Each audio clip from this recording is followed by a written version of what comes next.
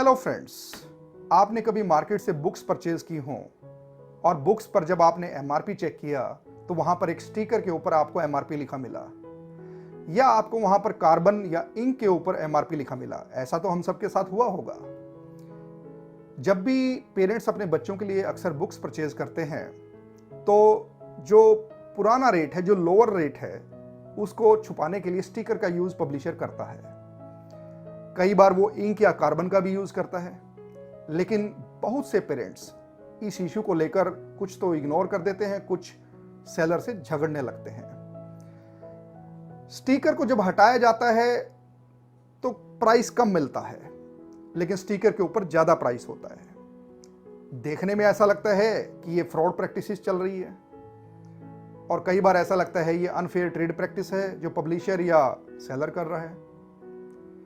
इसका बहुत से पेरेंट्स का कोई समाधान नहीं मिलता, लेकिन रिसेंटली मैंने एक केस कंटेस्ट किया है।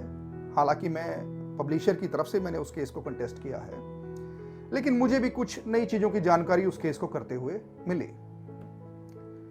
इस केस से पहले मैं भी यही सोचता था कि ये गलत प्रैक्टिस है, लेकिन जब इस केस को मैंने किया और बहुत सारी जजमेंट्स जो डिफरेंट स्टेट्स के डिस्ट्रिक्ट कमीशन या स्टेट कमीशन या नेशनल कमीशन जो है भारत का, उसकी जब जजमेंट्स मैंने पढ़ी तो मुझे नॉलेज हुआ एक स्क्रीनिंग प्रैक्टिस के रिगार्डिंग जो बुक इंडस्ट्री में कॉमन है।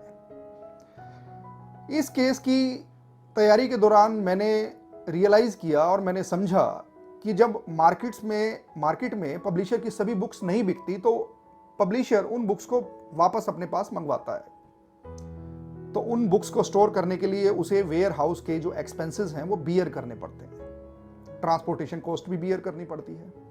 और नेक्स्ट ईयर न्यू सेशन में जब वही पब्लिशर उन बुक्स को दोबारा मार्केट में लाता है, अगेन ट्रांसपोर्टेशन कॉस्ट उसे बियर करनी पड़ती है। इन सब खर्चों की वजह से बुक्स के प्राइस बढ़ जाते हैं।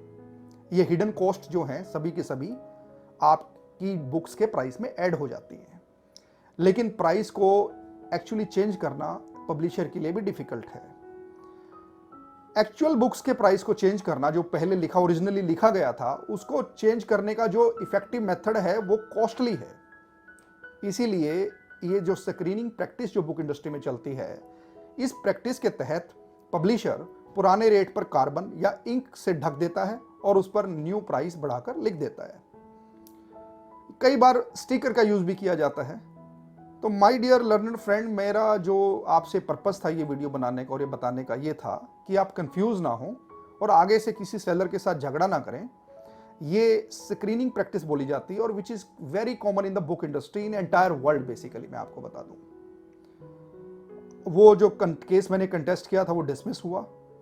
हालांकि उस केस में भी जो पेरेंट्स थे उन्होंने सेलर से पहले झगड़ा किया था, फिर उन्होंने वकील एंगेज किया।